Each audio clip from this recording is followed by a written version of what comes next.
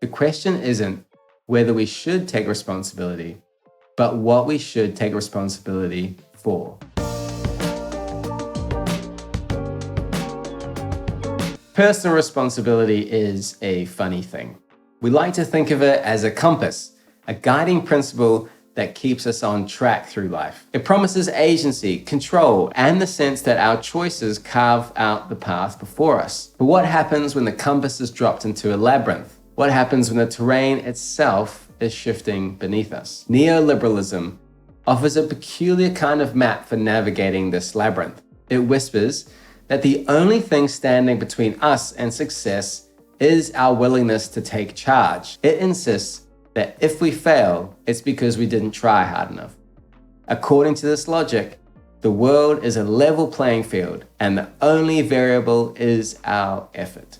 But there's something disorientating about this promise. It ignores the weight of circumstance that some of us have no choice in carrying. Think of the teenager who flunks out on a math test. Did they fail because they shirked responsibility? Or was it because the school was underfunded? Their parents are working double shifts and they couldn't afford a private tutor. Responsibility in this context becomes less a matter of individual will and more a question of circumstance. The labyrinth reveals itself as rigged. The word responsibility comes from the Latin responsibilis, derived from responder, meaning to respond or to answer. Thinkers like Viktor Frankl and Donna Haraway have used the term responsibility to highlight the active aspect of responsibility as the capacity and obligation to respond to situations or relationships. At the same time, responsibility functions as a value judgment, assessing whether someone has responded appropriately given their powers and capacities. When we hold someone accountable, we're implicitly claiming they had the freedom to have done otherwise. Still, we cling to the idea that the right mindset can conquer anything. Take the notion that we should set our house in perfect order before we criticize the world. It sounds reasonable. Tidy your own affairs before you try and solve a global crisis. But if everyone adopted this mindset, where would collective action come from? Would the civil rights movement have ever left the living room? Would the suffragettes have stayed home perfecting their domestic lives rather than taking to the streets? And there's a kind of sleight of hand at play here. Neoliberalism tells us that the best way to change the world is to change ourselves. It sells the idea that moral action can only come from within, making us feel like external obstacles don't count. If you fail, it's because you didn't optimize your morning routine. You didn't hustle hard enough, or manifest the right energy, or recount the right affirmations. It turns responsibility into a moral baton used to beat down those who don't measure up.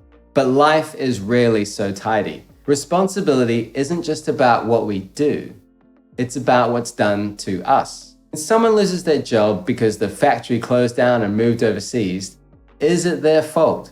Should they have taken responsibility by foreseeing the whims of global markets? When housing becomes unaffordable, is it because people didn't work hard enough?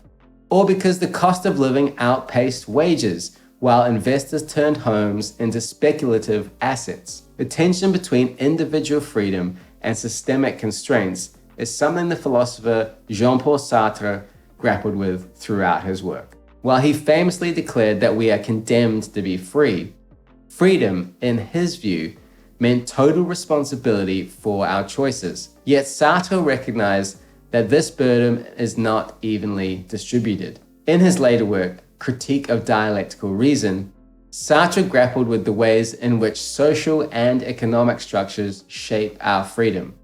He argued that while we are free to choose, the situations in which we make those choices are not of our own making.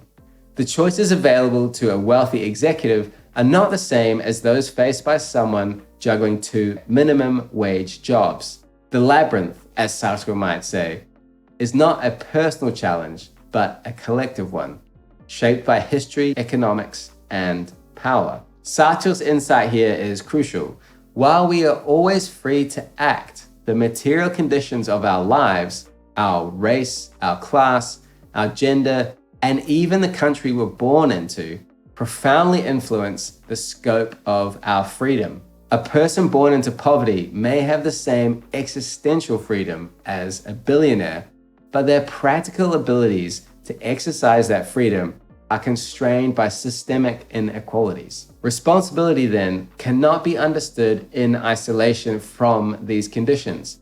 To demand that individuals take full responsibility for their lives without addressing the structures that limit their possibilities is to ignore the very real ways in which the labyrinth is rigged. If responsibility is the ability to respond to circumstances, then those circumstances matter. The world doesn't hand out the same toolkit to everyone.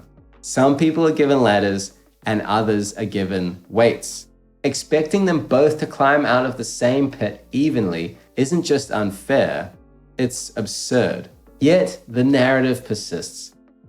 In neoliberal societies, we valorize the self-made person, the entrepreneur who hustled their way to success, as if they did it in a vacuum. This story erases the structural forces that shape our lives. It turns systemic failures into personal ones, telling us that poverty, inequality, and injustice are just personal growth opportunities waiting to be seized. As philosopher Emmanuel Vargas phrases it, we exist within a social scaffolding of moral responsibility, meaning the values, norms, and cultural landscape that change across time. These external factors encourage or discourage certain behaviors and speech. Sometimes it's the scaffolding itself that needs changing, not the individuals inside it. This isn't to say that personal responsibility is irrelevant. Far from it. Owning our choices, taking charge of our lives, and striving to be better are all noble pursuits and things we should be aiming for. But responsibility without context is a trap. It demands we fix ourselves while ignoring the broken systems or circumstances around us. It's like this. Imagine standing in a house that's flooding. Neoliberalism is the guy that's cruising past you on a jet ski and throws you a mop, telling you to get to work, insisting that if you mop fast enough, you'll stay dry, and as long as you keep the water out of your house, everything will be fine. All the while ignoring the fact that there's water coming in through the windows and covering the surrounding neighborhood. In the end, personal responsibility is not a solitary journey.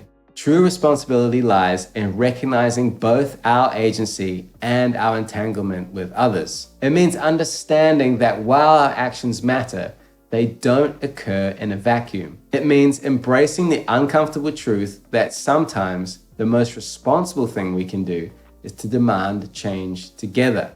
The question isn't whether we should take responsibility, but what we should take responsibility for.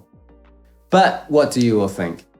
Are people who are failing their maths test just lazy? Or should we look at the circumstances around people's ability to take responsibility for things in their lives? Let me know in the comments. And if you've liked this, you will probably like the Past Present Tense newsletter. It's a weekly newsletter coming out on a Monday with a post like this one, a piece of unsolicited advice, which is usually something I found online, a book or a film, one small quote to simmer on for the week, and the Past Present Tense playlist of 10 songs I've been listening to lately. Thank you so much for watching, and I will see you here in the next one.